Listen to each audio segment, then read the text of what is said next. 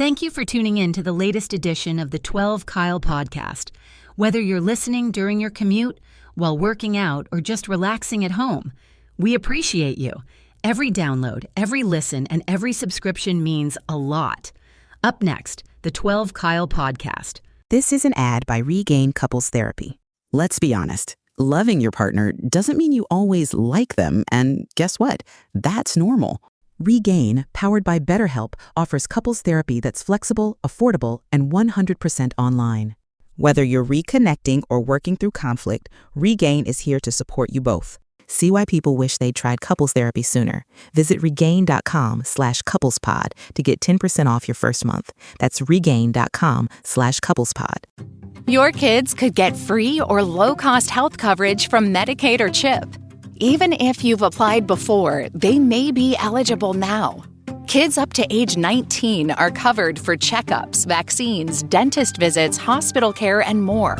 And if they already have Medicaid or CHIP, remember to renew every year. Visit insurekidsnow.gov or call 877-KIDS-NOW. Paid for by the U.S. Department of Health and Human Services.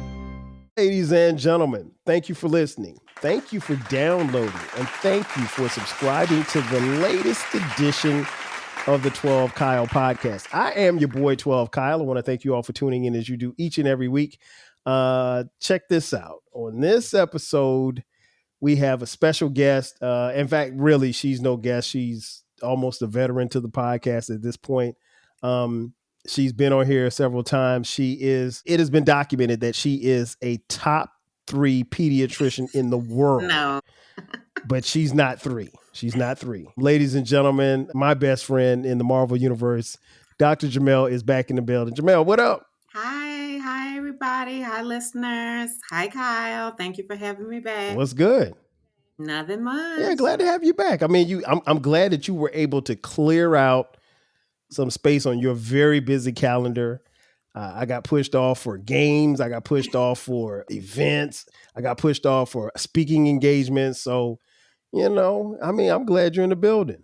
Well, thank you. It's my pleasure to be here. So there's a lot of different places we can go. I mean, obviously you being, and folks, I'm not joking. She is she's ranked in the top 3 as far as pediatricians in the world. She doesn't think so, but I saw the stats, right? He's making that up. But there's, all jokes aside, there's a lot of stuff that has happened since the last time that we had you on, and that was a little more than a year ago. So there's a lot of different ways we can go. I think probably where I want to start is, I guess we could start with you. What major changes have you seen in your profession or personal that has happened over the last year that has been like a wow thing or just a new normal for you in the medical field? Okay. Well, I think last time we were talking about my obesity practice. And so, but really, what has happened since a year ago is that we are seeing just lots and lots of misinformation, disinformation, distrust in science and medicine, just the disregard for experts and research and decades of research in science. Right. And so for pretty much opinion, or just something you just don't like. And so it's been very sad for public health, the dismantling of a lot of institutions and science and research entities. And so it's been really disheartening for the public health space, for the pediatric space. And it's frankly pretty alarming at this point where we are right now. Right. It really has been. And I think, this has really been a whirlwind of change, if you will, for a lot of different industries, but it's really affected the medical profession adversely, particularly as we've definitely within the last year, because we've changed administrations and the people that are in charge. And while this isn't a political podcast, we can definitely, I don't know how you can have the conversation without going into some of the discussions and, quite frankly, some of the rhetoric that we've heard. Speaking of politically, the I guess the top chief over the Health and Human Services, HHS, Kennedy, I think that's his name. He's come out a lot and spoken a lot of things, some of which have, to me, have sounded like just outright crazy. But like here recently, one of the things that I think it looks like the federal government is looking to do is to push immunization and vaccines off to the states. I did see the other day that, they're really, really pushing towards making it mandated for the states to decide whether or not they're going to immunize children as they enter the school age. Like I said, top 3 pediatrician. What do you think about the immunization and the pushback that maybe not you per se, but your field has gotten over the last 6 to 12 months about what's been going on? Well, just let me clarify. I'm not practicing. I stopped practicing pediatrics We know in that. 2023. But you're still top 3. And so I just And have you're to not say 3. that. But since then, I do still have colleagues. I still am a vaccine advocate. So this is highly disturbing for people who've dedicated their lives to being vaccine advocates, which pediatricians are. And so, to say the least, that we are interfering with people's personal choice, interfering with people's decisions that are supposed to be private between them and their physicians. And to say that we should eliminate vaccine mandates, i.e., the state of Florida suggesting that, because I just don't even know why we're where we are. I mean, I guess I know why we are where we are, Right. but I wish we weren't. And I think it's a very alarming and dangerous time. So I think there is an agenda. There was an agenda, and it's being played out. And I think that children will become sicker and children may die. And because vaccines work. For 90 years, the American Academy of Pediatrics has been in existence, and we have been vaccine proponents and advocates because they work and they save millions of lives. We eradicated measles. Essentially, it was essentially eradicated in the United States. And now in 2025, we've had 1,454 confirmed measles cases in this year up until this point. As Wow. of 9/9/25, 1,454 cases. And last year we had a total of 285. Wow. Those are some big numbers. That's a big jump. Yeah. And so I don't know, I don't have to break down from states, but for South Carolina, we had our 3rd confirmed case of measles last week. And then Wow. this morning, as it would have it, as I was getting ready for this podcast, my hospital system issued an alert to the medical staff saying that there has been a case of Mpox, formerly known as monkeypox, in the 7 county service areas that we serve. So people should be on Wow. the look for Mpox, which is no longer called monkeypox, but that's what people will know about it. Yeah, so we've got a case Okay. in just one of the 7 counties that we serve. So that's, it's real. There are going to be a lot more vaccine outbreaks. There are going to be a lot of people getting diseases that we normally wouldn't get because we would be vaccinated. The general population's, which is herd immunity, is going to decrease. And so we'll see a lot more people getting these diseases, which are vaccine preventable. And for pediatricians, that's sad that we are going to see increase in vaccine preventable diseases. Now that's interesting. And I want to go back to something you said as far as like measles, because until you read that, I had no idea that we were still making measles, right? I didn't know, because it was measles was something that was talked about, I know, at least when we were kids, right? And I don't, you may know somebody, but I never knew anybody that had measles. And so to hear it coming back from, like you said, 285 cases last year to, where we are now, that's like mind boggling. Was are we seeing the influx of it because of the lack of knowledge, or is it because we've walked away from those vaccines altogether, or both? Yeah, I think it's all of the rhetoric, the misinformation, the disinformation, the questioning of science and research, that people are skittish and skeptical. Also, sometimes people think, pediatricians make a whole lot of money off of vaccines and we should be against big pharma. You don't? Well, I mean, pediatricians, and I'll just say all primary care specialties, internists, family practitioners.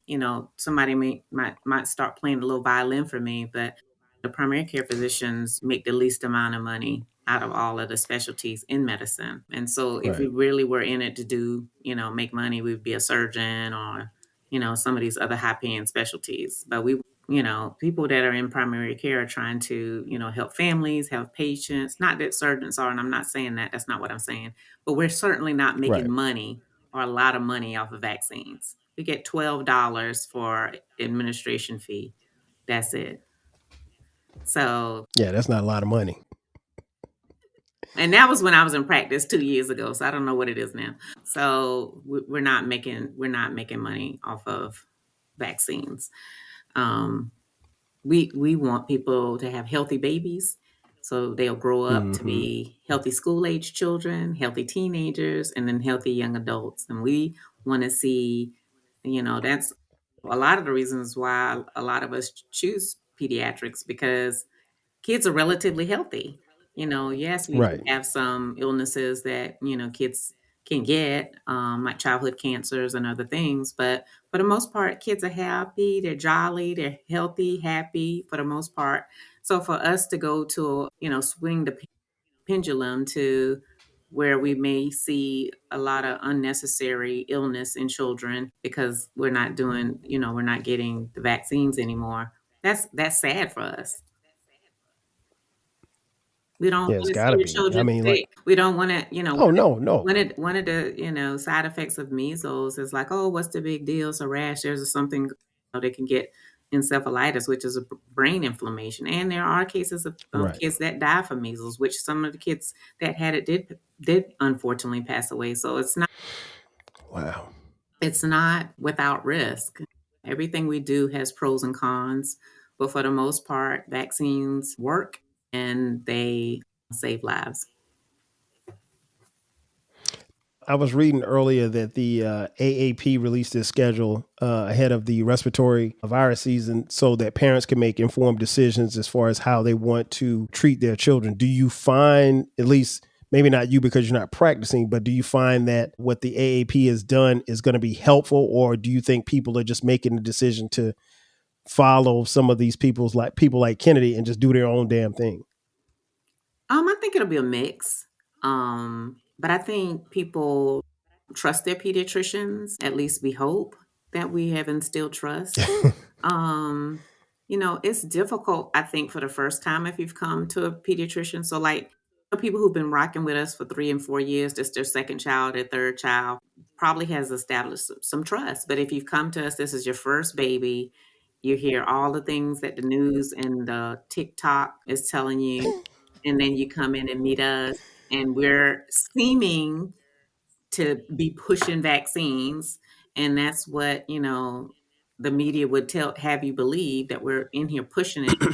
And it's an informed consent. We're trying to give you something called informed consent, which every physician is charged with doing. You wouldn't go get your appendix out without somebody telling you all the things that could potentially happen. It's called informed consent. So we talk to you about the vaccines, we tell you how safe they are. We tell you that, I would say I vaccinated my children, I'm vaccinated, taking care of lots and thousands of children that have gotten vaccines. And, yes, there are some cases of vaccine side effects, but for the most part, those kids do fine. They grow up to be healthy and happy and not have a disease from that could be prevented by vaccines. So, Right.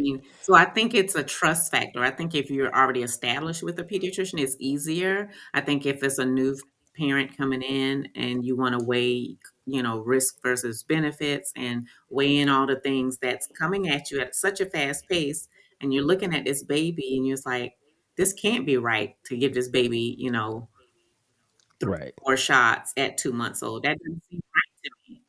But when you think back to when you were that age and you got it and you grew up to be just fine and you didn't get polio and you didn't get diphtheria and you didn't get, hepatitis and Hemophilus and then these other things that you can get, that is why we vaccinate. Um, then I would love for people to reflect back on their own experience if they were vaccinated.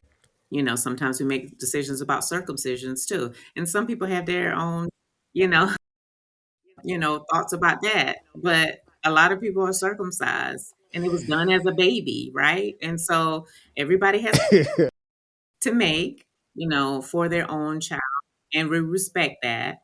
But a lot of things, and that's an elective procedure. So that's not, this is the same thing. That's why I said, Were you on board with that as a mother?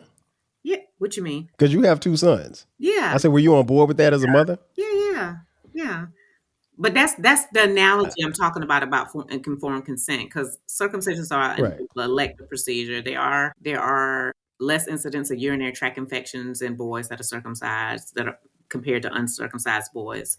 But for the most part, it's an elective procedure that is a parent's choice. Nobody's forcing you to get your child circumcised. It's your choice. It's the same thing with vaccines, but we do feel like we have a duty as, you know, as pediatricians to inform you about the safety and then also the consequences of not getting vaccines. For instance, so if you don't decide not to get vaccines for your children and your child gets a fever, then you know that this is an unimmunized person, child, infant, and so they have to get a workup that some children might not get because they have their vaccines.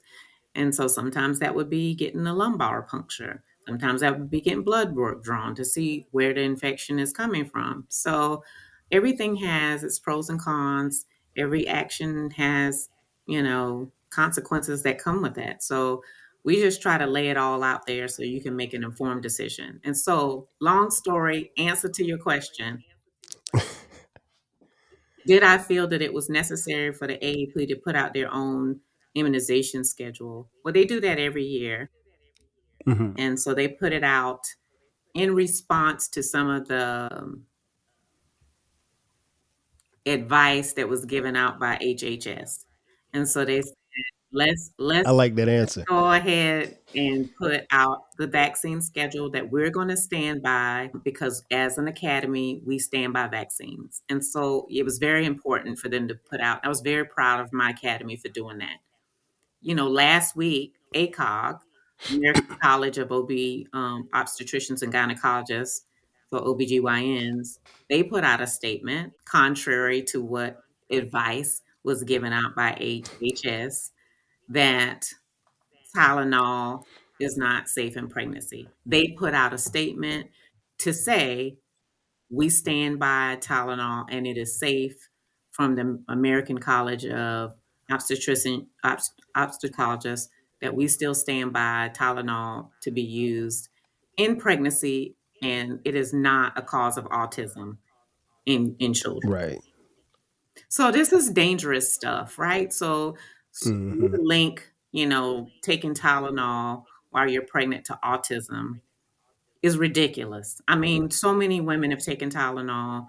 Um, you know, yes, is the cases of autism going up? Yes, but the criteria have changed. I think autism is a multifactorial causes of why we have autism. And so to blame it on Tylenol in pregnancy is upsetting to Right. OBGYNs and to pediatricians and to any Right. doctor that, is worth their salt and really stands up behind science and medicine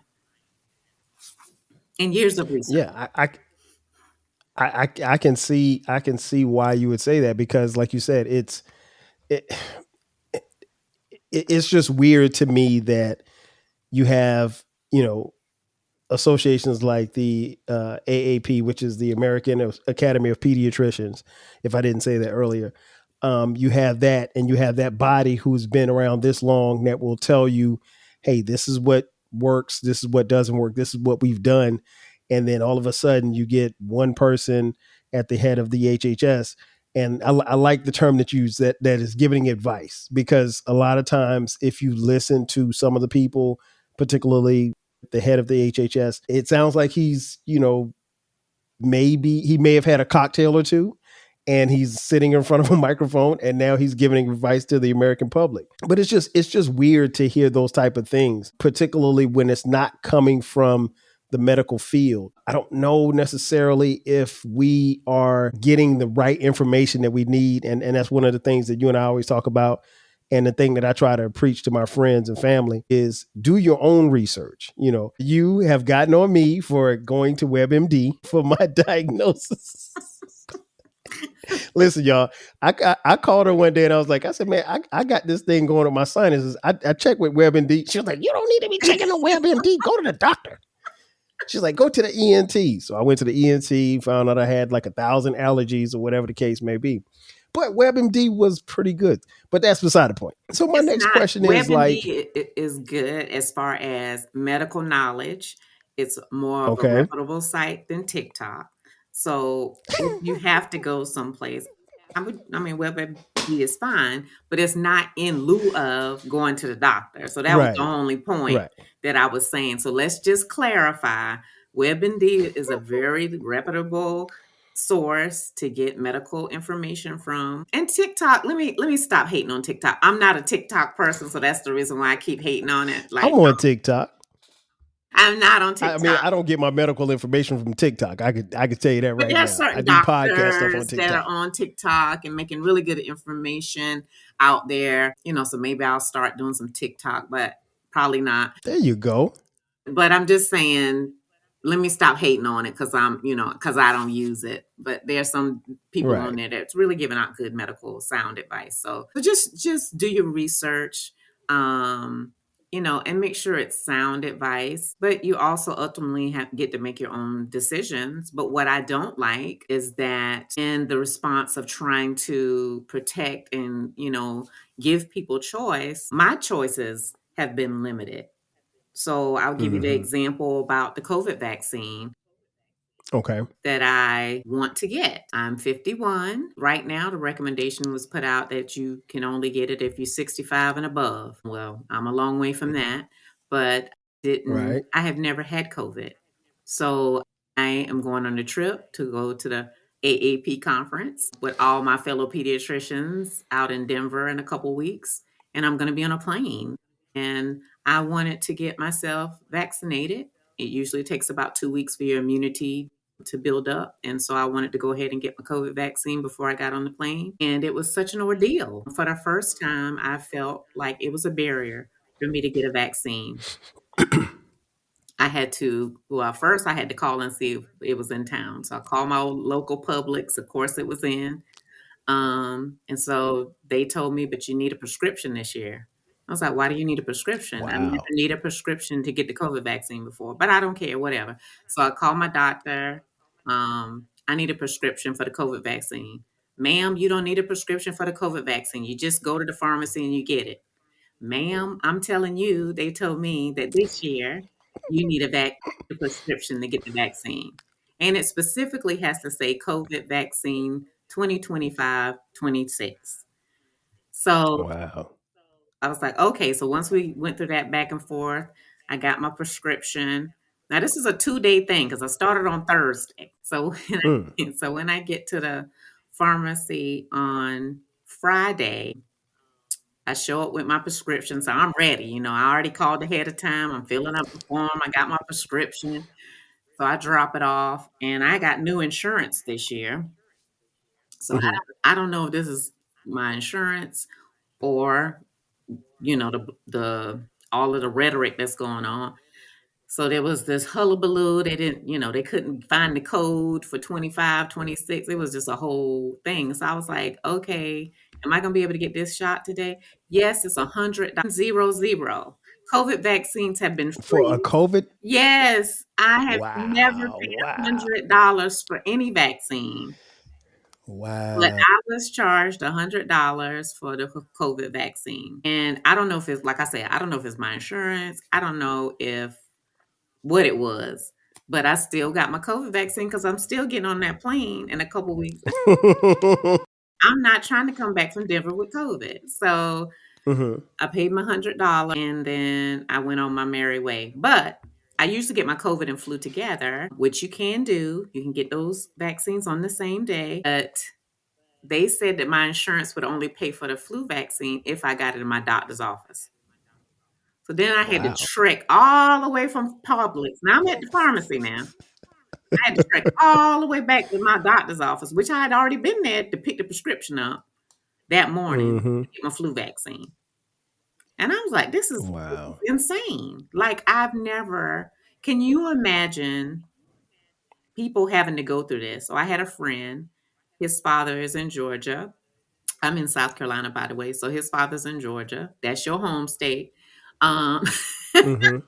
he's It on is. he's on Medicare, and he was calling around because Medicare, and he's elderly. He's greater than 65. Those are the people who's supposed to be able to get it, right? Mm-hmm. So he was calling his local pharmacies. Nobody would give it to him. They said they wouldn't give it to him.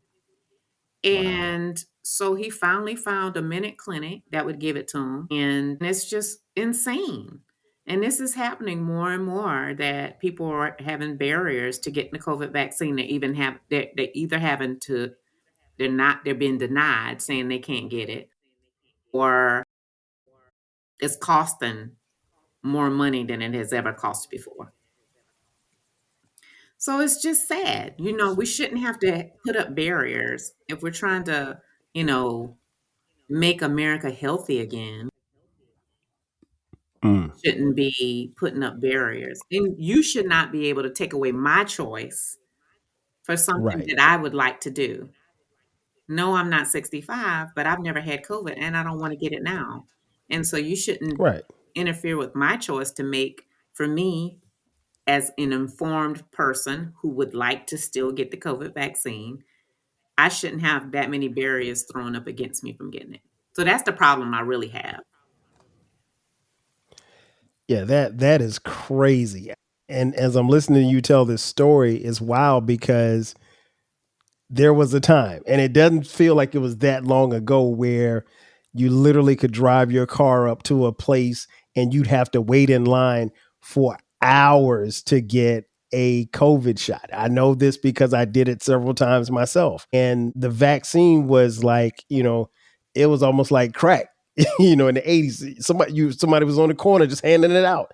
And same with the COVID test. Like, I was in CVS the other day. CVS is a local pharmacy. I don't know if they have them outside of Georgia, but CVS is. Got it. So I'm in my local CVS, and I just happened to look, and I saw one COVID test in this basket, and there were no more COVID tests. And I was like, and I something just made me ask, and the lady was like, she said, well, no, we don't have any more. She was like, we have to order some. And I was like, okay.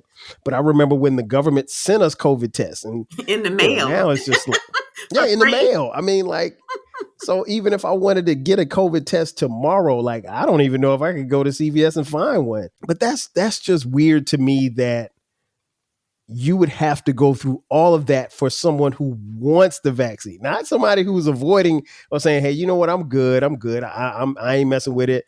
I took the shot 2 years ago. I didn't have a frog growing out my forehead, so I'm gonna leave it alone. But even and here's the part that I don't want people to miss. At least you had the $100 to Yes. pay for it. No, that's the thing. Because That's what if I'm you talking didn't? about.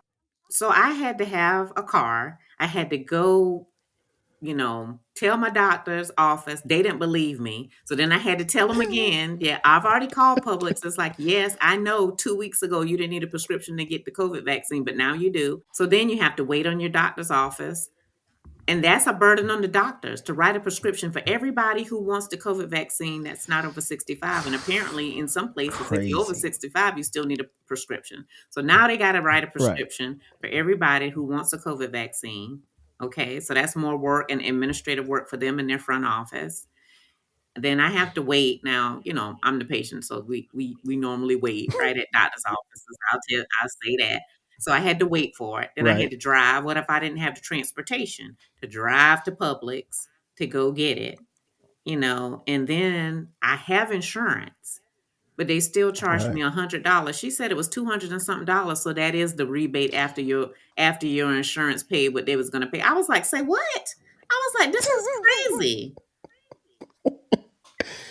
Like nobody's I going to mean, pay like, $100 for a COVID shot. Nobody. no, I'm just no. I mean, I'm if paying it it comes because I down don't to want it. Like I've never had it. So I'm thinking right. like, I've never had chickenpox either. So I'm thinking like if this 51-year-old body get COVID or chickenpox or measles, because I'm going out here, I don't know what these people gonna have. I need to be protected. Okay, wait a minute. Time out. Like, okay, so we're gonna pause this conversation for a second. How did you not get chickenpox when we were in middle school? I never had chickenpox.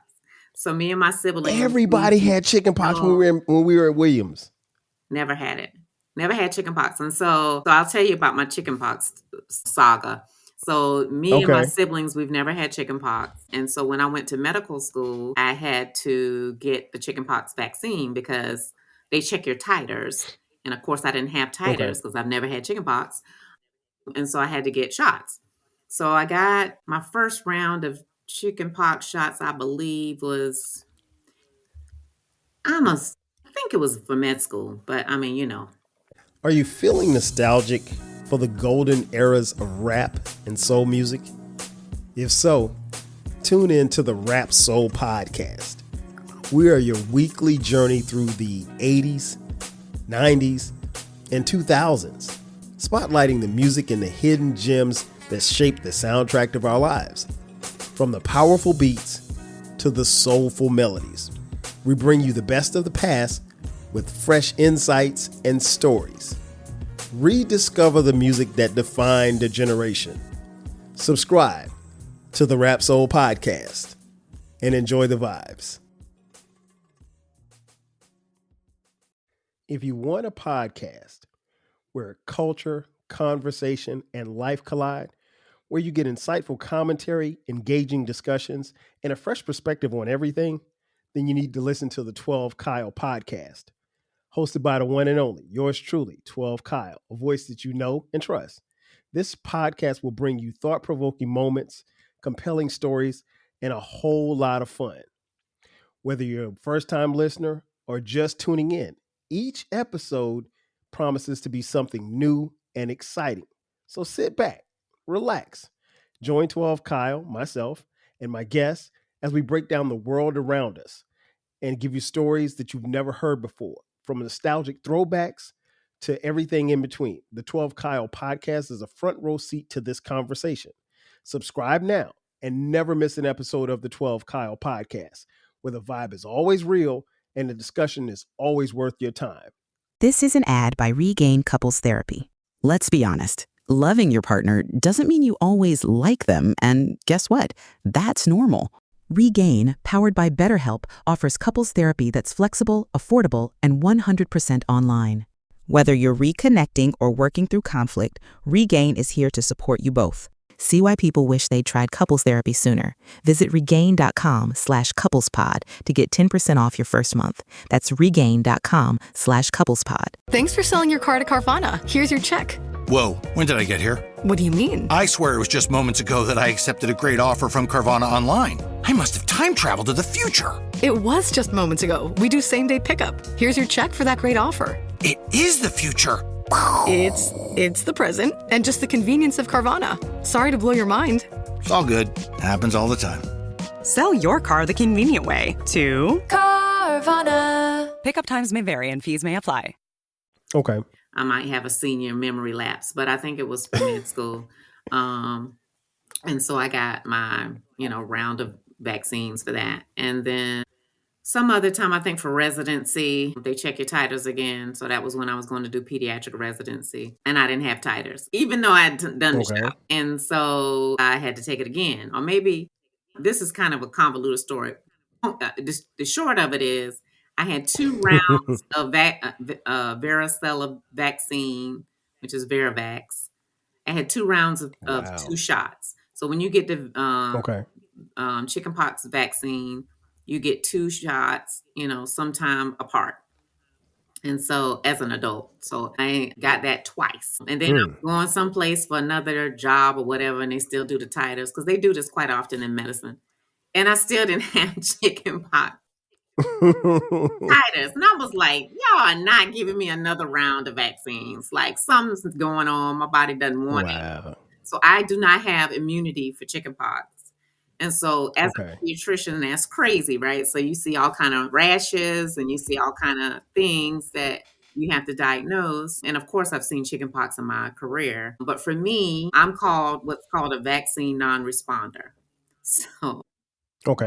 So if you've taken shots and then you still don't have titers, that means your body didn't respond to that vaccine for whatever reason. And I'm also for hepatitis B. And so again, had to go through the whole thing with the hepatitis B rounds of shots. And so I have to sign paperwork that say that I knowingly refused to get another vaccine. So yes, I'm a vaccine advocate, but for me personally, the reason why it matters so much to me is I don't have immunity for chickenpox. I don't have native immunity, meaning I've never had it. And so I can't, for some reason, can't get passive immunity through a vaccine either.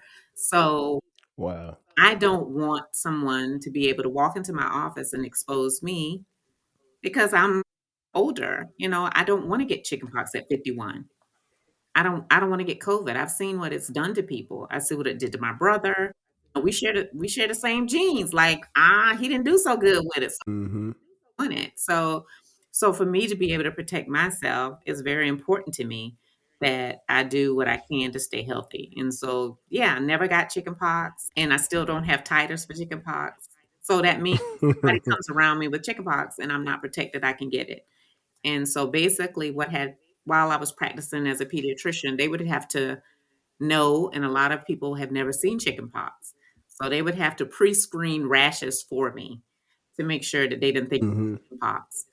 But if they were questioning if they thought it was chickenpox, then I had to get on the full garb. And I was doing that before COVID, okay? Because this is my whole career, I've been to get titers for varicella. So I put on my PPE, I would be wearing N95s for a very long time because that's what you wear for varicella.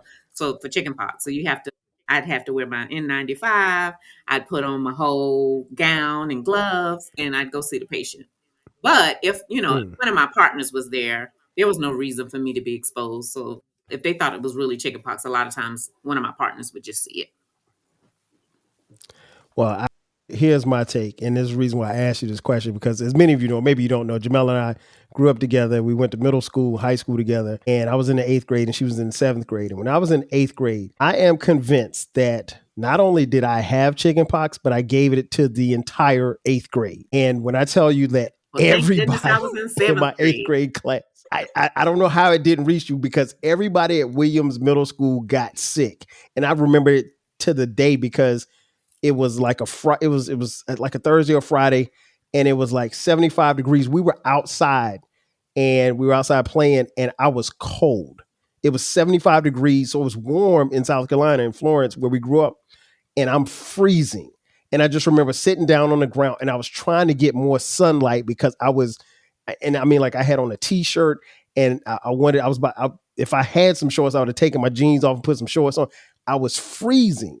And so like I couldn't get, and then like later that night, I remember coming home and there was this one big bump that grew on my forearm. And when my mom saw it, she said, "Boy, that's chickenpox." I was like, "What do you mean?" And like 2 hours later, my arms filled up. Like it was just like coming out of nowhere. And subsequently, everybody in my class, and when I say the entire 8th grade got sick. So I'm surprised that you didn't get sick. So if you didn't get sick in the 7th grade with chickenpox, that probably means that you're never going to get it. And you were exposed to it. I don't know how, the way our middle school is set up, I don't know, you were definitely exposed to it. There's no doubt in my mind, because I remember there were teachers that got it. I mean, like we was passing out chickenpox like it was money. Mm-hmm. Everybody got sick. So long story short, I think you're fine. I don't think you don't have to ever worry about chickenpox. Now you can worry about COVID, you can worry about other things, but chickenpox, you good. You ain't never going, because if you didn't get it at Williams, you wasn't going to ever get it. So, but I'm convinced that I got it, and me and my boy Donnie, and Donnie gave it to me, and we gave it to the entire 8th grade, because like our whole math class got it. But I want to go back to something you said as far as like COVID. We talked on the last episode, maybe not the last episode, but when you came on before, about COVID. And it's still mind-boggling to me that you would have to go through so much to get a COVID shot. When you came on before, I think it might have been your first time on the podcast, we spoke about herd immunity. I'm assuming that we as a country, or maybe the world, have reached herd immunity, because you don't hear about people. We hear that the COVID numbers are up, but we don't ever hear about people obviously transitioning and getting sick. No, Where people are do get we sick. on? People do. Okay. Yeah, people do still get sick. But we don't hear about it anymore. And why is that? Now you're asking philosophical Is that political, or is that just, I would say 100% is political. So Okay. like the numbers are going up. Like in our communities, even though I'm not practicing, I'm still in touch with the medical community here. I live in a small rural town. So yes, COVID is up. The numbers are going up. But, I think I'll say people maybe got COVID fatigue. Like it was so much COVID talk way back when that people just don't want to hear about it anymore. Like the illness is creeping up. And also because we're in, I don't know how many iterations we are now in the vaccine. I mean, in the COVID variants. This is true. Right.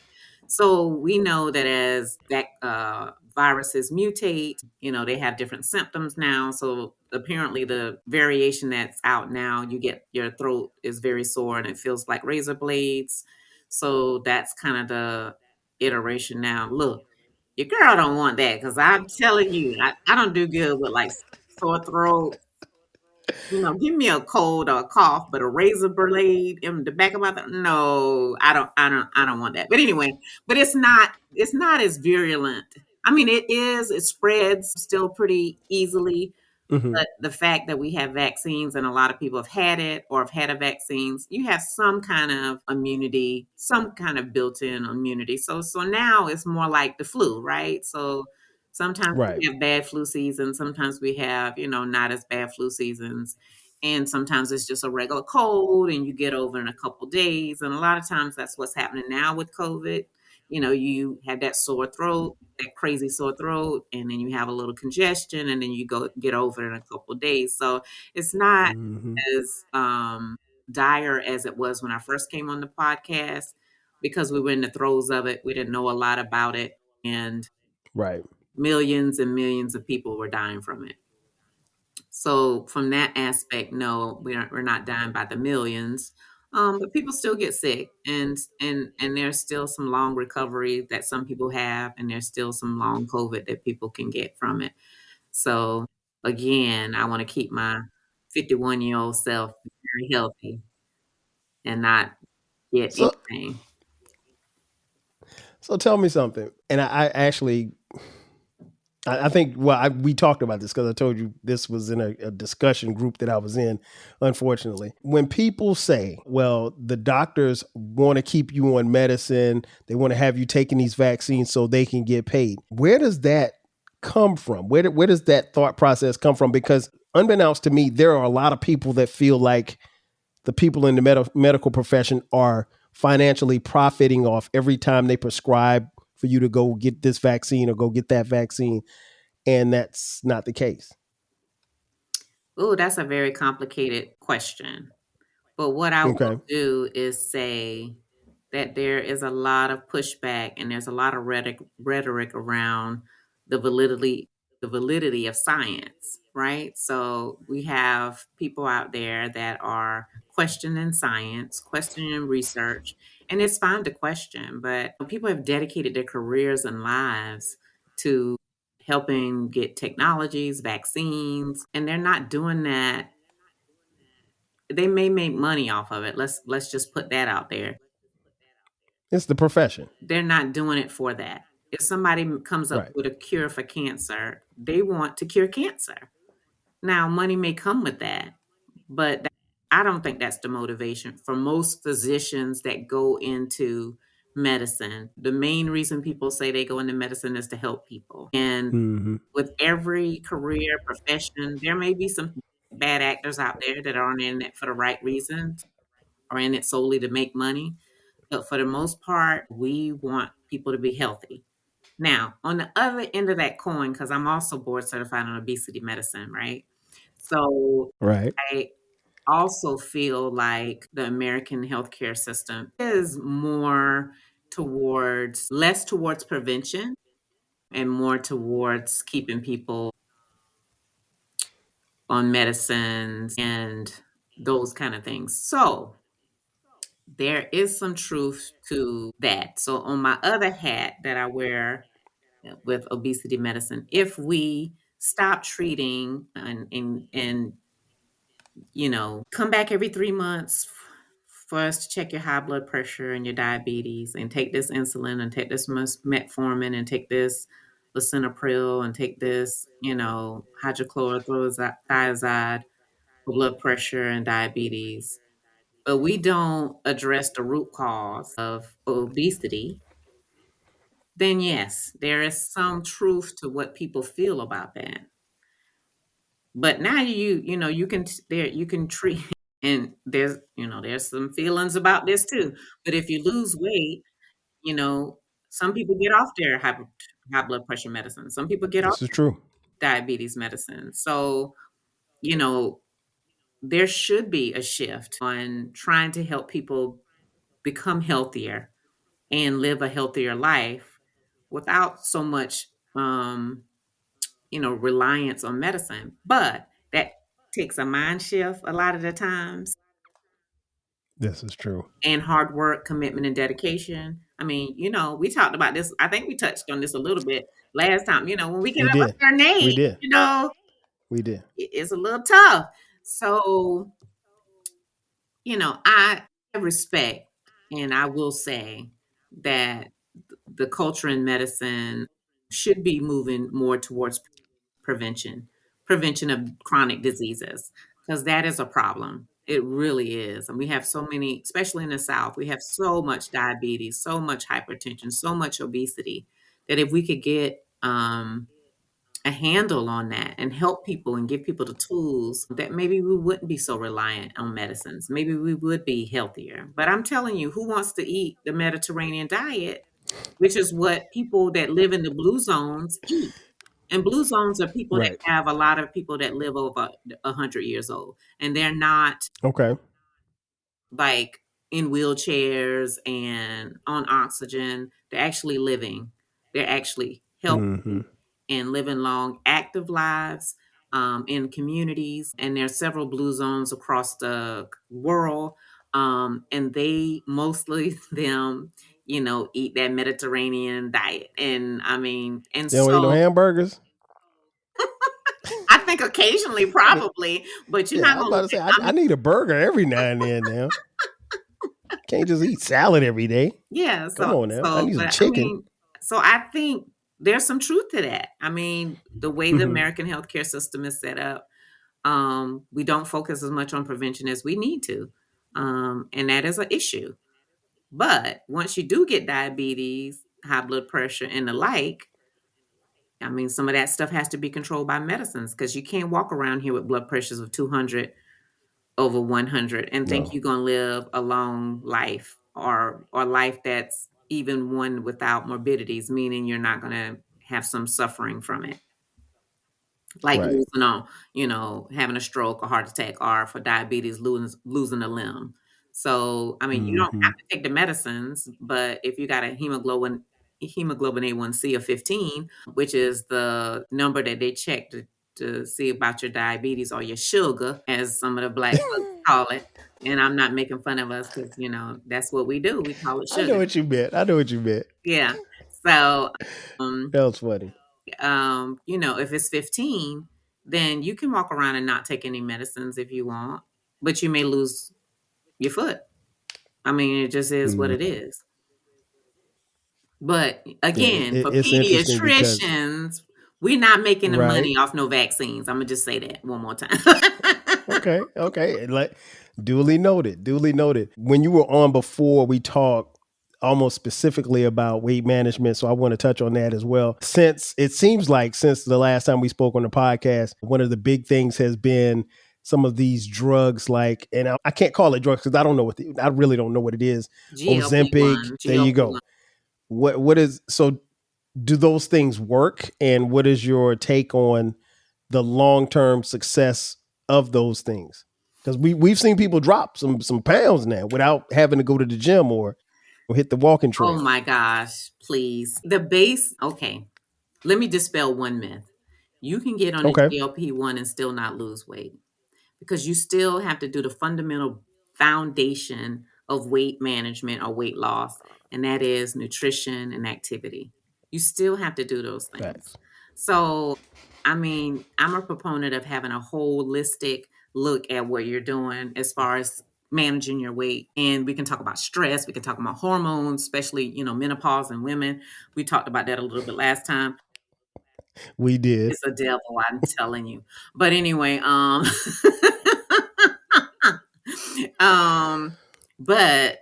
I you know.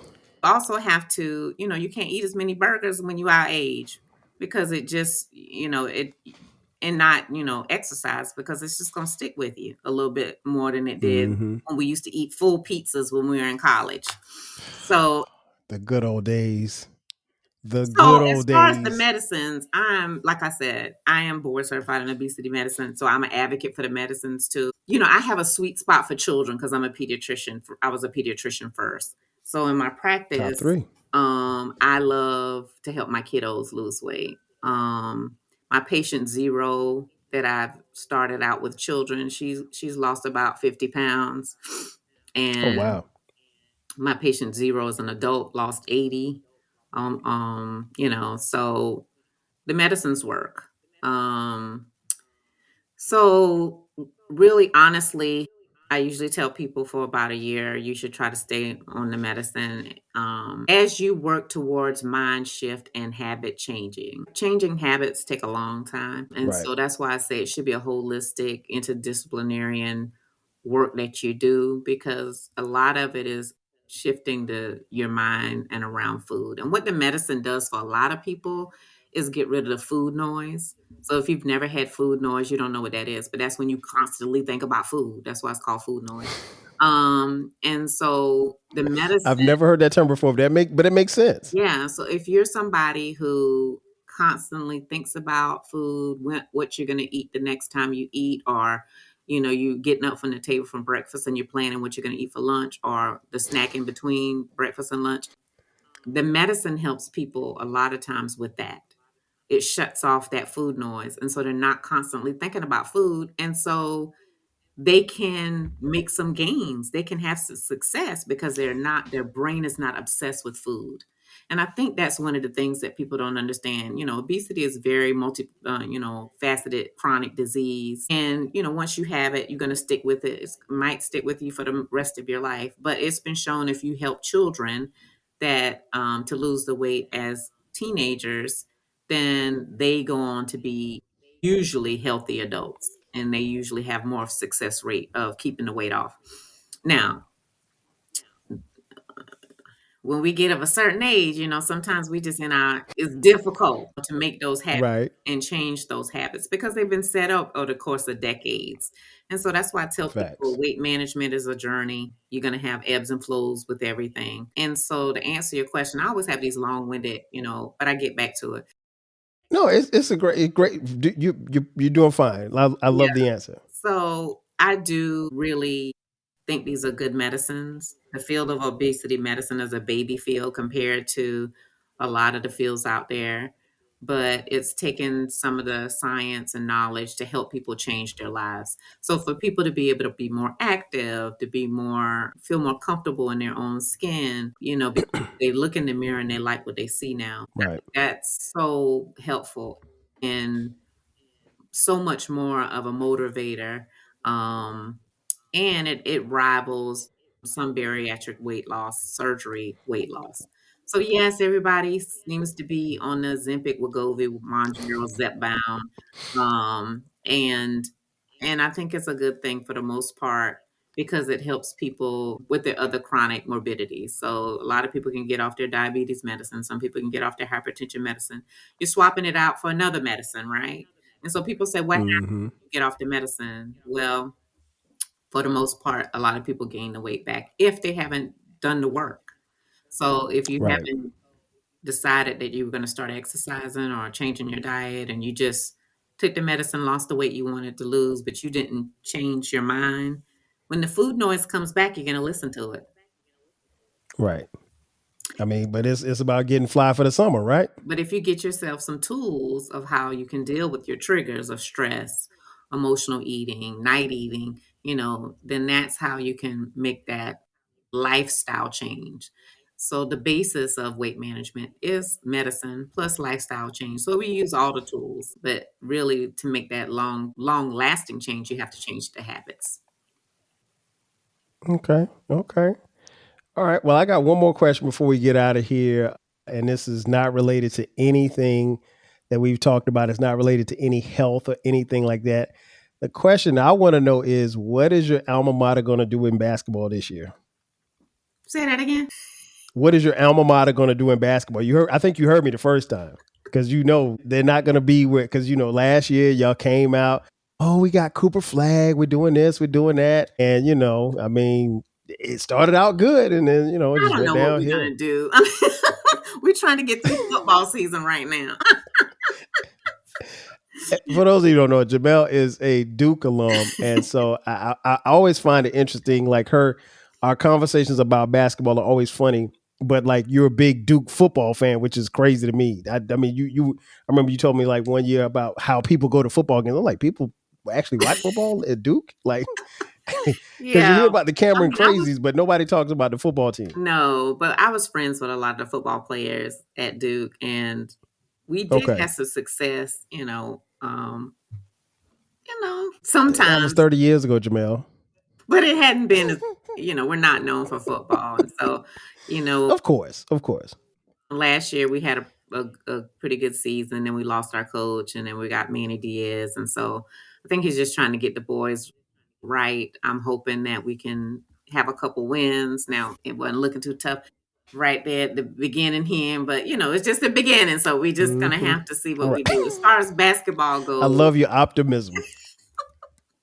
You gotta have optimism, man. It's like it's gonna be our year, like, for football. Basketball, I don't know. I mean, I really don't know. Okay. I don't know anything about the recruits. I mean, I'm trying to get through football season. So really, honestly, I do focus in on football. I do watch the game. Okay. And then I get the basketball when it's time to get the basketball. Okay. How your alma mater gonna do? How is my alma mater gonna do? Yeah, with football. Oh, mine is gonna be fine. I mean, we won the MEAC last year. We were back in the celebration bowl. We didn't win, but we played South Carolina this past weekend, and we held tough against them. So we'll see. Tough. I mean, listen. The most important thing was that there was a $500,000 check that was coming.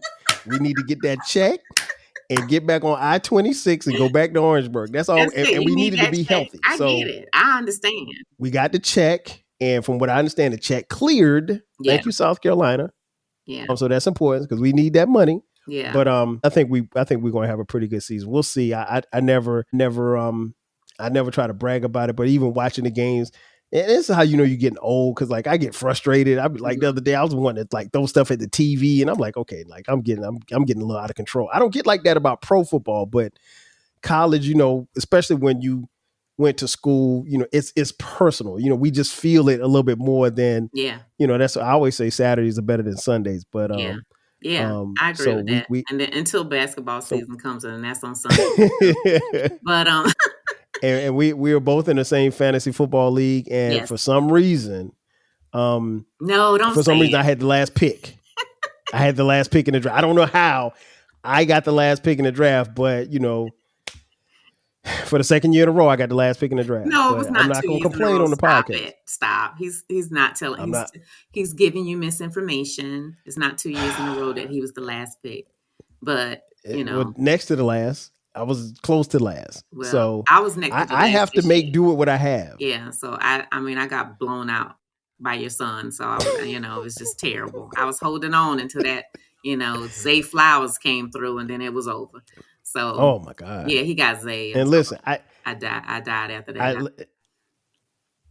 I had no idea, as long as and I think I told you this, as long as I've known you, I had no idea you were this competitive about sports. Like, I literally remember last year getting a text at like 11:45 and you were like, oh man, I need such and such to get this many points. I'm like, what are you still doing up? Like, you go to bed at like I go 9 to bed o'clock. in the 10 o'clock hour. Yeah. So, And you was up watching Monday Night Football just to see. This was going to be stretching it because I'll be grinding down to go to sleep. But before we go, and I know you said this and we always talk about an hour. Go ahead. You got some information? I want to ask you a question. Okay. I know I'm not the host and I'm not taking over your podcast, but I think this is. Oh no, I love to be asked questions. I think this is important because we're talking about our alma maters and what happened with your alma mater. And I'm not real clear on it, but so I want you to go into what the person said about South Carolina State at a game. Okay, so at the time of this recording, this past weekend, we just played the University of South Carolina. And apparently there's a high school somewhere in South Carolina. I never heard of it. I don't live in South Carolina, so there's a gazillion schools that I've never heard of. But anyway, there was this announcer that, from what I could gather, he made a comment on his Facebook page about the upcoming game between South Carolina State and University of South Carolina. Now, keep in mind, South Carolina State and the University of South Carolina, while they're separated about 35 miles, this past weekend when we played was only the fourth time that we played them in our history of our school. And we've been around since 1896. And so he made a comment, I guess, on his personal Facebook page that referenced something about University of South Carolina was going to be playing against the criminals from South Carolina State. And he used the word criminals. And, you know, when you associate criminals and black people, and this guy was an announcer for a high school. The high school had him, while he wasn't an employee of the high school, he was someone that contracted. They made him issue an apology, which he did. But, you know us as far as black folk. When we want you out of there, you out of there. So a couple phone calls got made. This wasn't something that was going to get swept under the rug. There was already screenshots. There was already comments on his page. There were people that were friends with him that was turning the information over, and his responses in the comment section, I guess, about it, where he kind of, I guess, doubled down on it. So suffice to say, he lost that particular job. I don't know where he works for a living or whatever. Like I said, he wasn't an employee of the school. I didn't see the comments. I just heard of what was said about it. I'm not surprised. Just in a nutshell, I think, where we are, particularly now with the advent of social media, there are a lot of people that the things that used to be said behind closed doors are now being said on, people have keyboard courage. I personally would love to go back to the point where, you can say it to my face and I can punch you in the face, if I so choose to, because I think this podcast a lot of people not advocate violence. As a pediatrician, we fight against violence. So this podcast is not about violence. I don't advocate violence, but I do. You and I came up in the 80s and the 90s. And so like you couldn't say something about somebody and not have to confront them about it. If you bold enough, if you don't like me, that's one thing. But, if you feel a certain way about me, say it to my face. Because I don't think that you're going to say it to my face the way you're going to type it in that computer. I just don't. Yeah. Now, if you bold enough to say it to my face, then we got a problem. But I just, there's a part of me that wish we're trust me, we're never going back to the punching people out stage in life. Well, no, me and my like I said, was just talking about that. Like, back in the day, we would fight, maybe get in a little scrap. Now, your girl ain't never fought, but maybe one time. Never. But now, I mean, you can't do that because people pull a gun on you or they'll pull a knife on you. And so now it's different. You can't, we live in a different time. And so we have to tell our children that, be careful about what you say, be careful about, we've always been taught that, but now really extra special careful because you want your children to come home safely at night. Of course. And, the thing that I always tell people, and I talk about this on the podcast too, freedom of speech ain't free. Everything comes at a cost. So, you can put your feelings out there on your personal page if you want to, but it might cost you your job. It might cost you your career. And if you feel like it's worth it, if you feel like that's the hill that you want to down, by all means, because you probably will, depending on who you are. And, I tell my kids, and I told them this from the time that I gave them cell phones.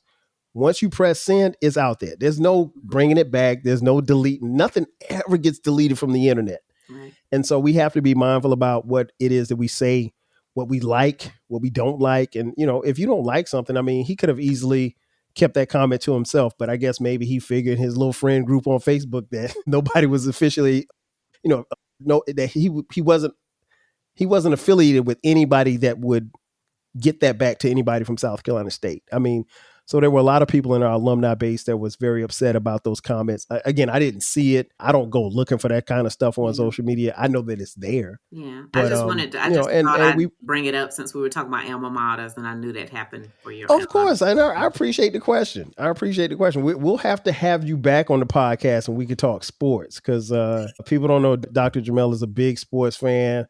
Like I said, she's big into fantasy football. She's a big Washington Commandos fan. She likes a few of the teams, so and Duke basketball is. Jaden Daniels is. I mean, y'all just beat the Giants, man. I'm that dude. Yeah, I know. Y'all just beat my Giants. I'm tired. Salty. But who y'all got? Y'all got somebody good, don't y'all? We played Dallas this weekend. Yeah, no. Who did y'all get to replace Daniel Jones? Who y'all got now? Oh, Russell Wilson. I mean, Russell Wilson, he might be 2 years younger than me, and I'm 52. So he looked real old out there. I'm like, what are you doing out there? Yeah. He was just a Steelers last year. What are you doing over there? Y'all got to do better with your recruitment, man. Here's the thing that you got to remember about the NFL. You keep playing it as long as they keep sending them checks out. So, I know CRA made a hit in a minute. Hey, man, go get them checks. Go get them checks. Okay, we getting off now. Okay, so I didn't have nothing to do with that. Listen, and the next time we come on, we got to talk about your boy Drake. All right. Yeah, we're really going now. Thank you for having me. Thank you, listeners. It's always a pleasure. Yes. Thanks for having me. Yes. You guys, thank you guys for tuning in. As you can see, we had a great time. We want to thank you all for tuning in as you do each and every week. Remember, this 12 Kyle podcast drops every Thursday and every Sunday. You can follow me on all the socials, 12 Kyle across the board. Also, we have merch. If you're interested in the 12 Kyle podcast merch, click the merch button in the description box there. You can buy 12 Kyle podcast t-shirts, hoodies, as well as coffee mugs. We got it for the low. Okay. Once again, that's going to do it for us, for my girl, Dr. Jimmell. I am your boy, 12 Kyle. We'll catch you guys next time. 5,000. Cheers. Thanks again for listening to this episode of the 12 Kyle podcast. If you enjoyed this episode, make sure that you hit the subscribe button and share this podcast with a friend who needs the 12 Kyle podcast in their life. Every listen, every download, and every share helps us grow. Thanks for being a part of the 12 Kyle podcast community. We appreciate your support. We will catch you next time. 5,000. Lowe's knows how to get you ready for holiday hosting with up to 35% off select home decor. And get up to 35% off select major appliances. Plus, members get free delivery, haul away, basic installation, parts, and a 2-year Lowe's protection plan when you spend $2,500 or more on select LG major appliances. Valid through 10/1. Member offer excludes Massachusetts, Maryland, Wisconsin, New Jersey, and Florida. Installed by independent contractors. Exclusions apply. See Lowe's.com for more details. If you love to travel, Capital One has a rewards credit card that's perfect for you. With the Capital One Venture X card, you earn unlimited double miles on everything you buy. Plus, you get premium benefits at a collection of luxury hotels when you book on Capital One Travel. And with Venture X, you get access to over 1,000 airport lounges worldwide. Open up a world of travel possibilities with the Capital One Venture X card. What's in your wallet? Terms apply. Lounge access is subject to change. See CapitalOne.com for details.